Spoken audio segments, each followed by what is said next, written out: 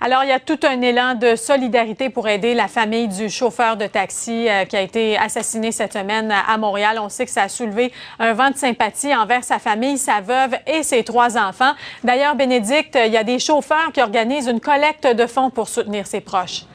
Tout à fait, Mélanie. On est allé rencontrer quelques chauffeurs de taxi ce matin et tous nous ont dit que c'était très important pour eux de se mobiliser justement pour venir en aide à la famille de Ziad Bouzid, ce chauffeur de taxi qui a été tué plus tôt cette semaine. Alors, levée de fonds, collecte de fonds qui a été organisée et aussi Taxi Diamond qui met la main à la pâte. Écoutez, il y a déjà 10 000 $ qui ont été amassés et ça fait partie, dans tout ce montant-là, il y a les contributions des chauffeurs de taxi, mais Taxi Diamond qui a décidé de doubler la mise également. Et il y a aussi beaucoup de personnes de la population qui voulaient venir en aide à la veuve de M. Bouzid et ses 3 enfants. Je vous laisse entendre quelques chauffeurs de taxi à qui on a parlé ce matin.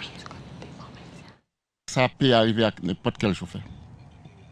C'est important. Est-ce que vous avez participé à cette collecte de fonds? Non, à Coop, on donne une collecte de fête pour ça. La famille est très blessée là maintenant. Quelqu'un qui allait chercher de la vie, il travaille pour gagner de ton pain et puis d'un coup, ça disparaît dans quelques secondes. Et puis celle qui est arrivée à lui là, il peut nous arriver aussi.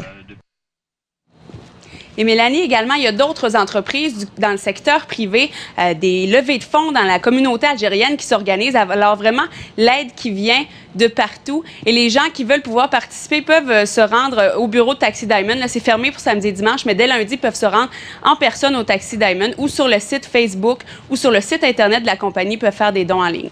Ça va sans doute apporter un baume à sa femme, à Ziad Bouzid, que j'ai rencontrée hier d'ailleurs, elle qui a perdu l'amour de sa vie, mais aussi le soutien financier de la famille.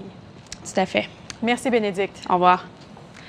Alors maintenant, Doris Saliba, qui est président du comité provincial de l'industrie du taxi du Québec, est avec nous. Bonjour, M. Saliba. Bon matin. Alors, que dire de cette vague de solidarité? 10 000 $ qui ont été déjà amassés seulement chez Taxi Diamond. Vous aussi, vous avez enclenché un mouvement dans ce sens-là pour amasser des fonds. Absolument, absolument. Il y a certaines compagnies de taxi qui ont commencé dès la première journée. Écoutez, l'industrie taxi, c'est une famille. Hein? On vient de perdre un de nôtres. Donc, tout le monde se connaît. C'est vrai qu'on a à Montréal 11 000 chauffeurs de taxi, mais les gens se connaissent très bien.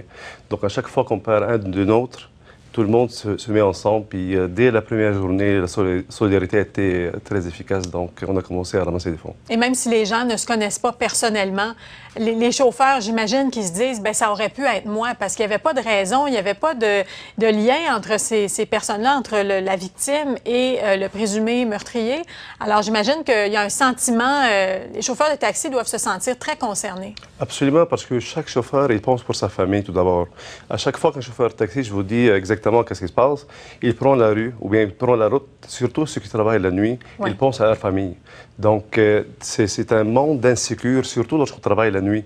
On ne sait pas qui peut embarquer avec nous autres. Donc, le chauffeur de taxi, il pense à leur famille en premier, parce qu'on n'a pas de sécurité, on n'a pas d'assurance, on est des travailleurs autonomes. Et tout ça, ça met en concept que les chauffeurs, ils sont très insécures.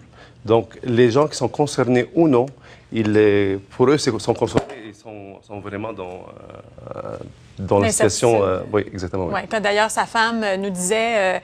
Moi, j'attendais d'entendre le bruit de la clé dans la serrure à chaque nuit parce que je m'inquiétais, j'avais un mauvais pressentiment depuis que je travaillais de nuit. C'était pas la première fois, d'ailleurs, ça arrive souvent des clients qui partent sans payer. Il y a toutes sortes d'incidents. Alors, savez-vous combien vous avez réussi à amasser jusqu'à maintenant ou c'est trop tôt? C'est trop tôt parce qu'on a des boîtes fermées dans certaines entreprises. On ne sait pas combien de compagnies de taxi ils ont commencé à ramasser. À date, je sais qu'il y a 2 compagnies qui ont commencé à le faire, c'est Taxi Diamond et Taxi Hochelaga dès la première journée. Donc, les boîtes sont fermées, on va l'ouvrir la semaine prochaine. On va savoir combien ça peut rapporter pour la famille. Et est-ce que les gens peuvent aller vous voir aussi, par exemple? Bon, Taxi Hochelaga, vous dites, est-ce que les gens peuvent se rendre là pour donner, absolument, donner de l'argent? On a une boîte à l'entrée, et même chez Taxi Diamond aussi, on a une boîte à l'entrée, les gens ils peuvent passer là-bas pour aider la famille parce qu'il n'y a pas d'assurance et c'est malheureux, très malheureux pour la famille. Oui, la famille qui se retrouve comme ça. Et pour revenir aussi sur les règles, les mesures de sécurité pour aider les taxis, surtout la nuit, je sais qu'il y a eu des rencontres, des discussions. Est-ce que vous étiez là lors de ces discussions? Oui, absolument. Avec la ville? J'ai rencontré la ville, j'ai rencontré le maire lui-même et j'étais très étonné de voir que M. Coder est très penché sur ces questions et les questions de sécurité pour les chauffeurs de taxi.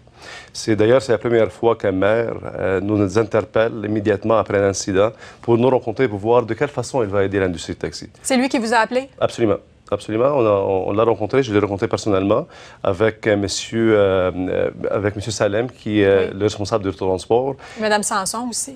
Oui, et c'était très efficace comme rencontre. Je peux vous dire que c'est des gens de grand cœur et ils ont pris ça très à cœur. Donc, le travail a commencé immédiatement après la rencontre. Donc, vous vous attendez peut-être à avoir des développements dans les prochaines semaines? Absolument, absolument. On a enclenché des rencontres la semaine prochaine, surtout nous comme industrie de taxi, parce que c'est nous qui va ramener le dossier complet à la ville à la fin d'approbation. Et j'espère qu'on va arriver à un très bon résultat très prochainement. Alors, on prendra de vos nouvelles cette semaine, sans doute. Il y aura peut-être des développements positifs ou encourageants pour les chauffeurs de taxi. On le souhaite. Parfait. Merci, M. Saliba. Merci, avec plaisir.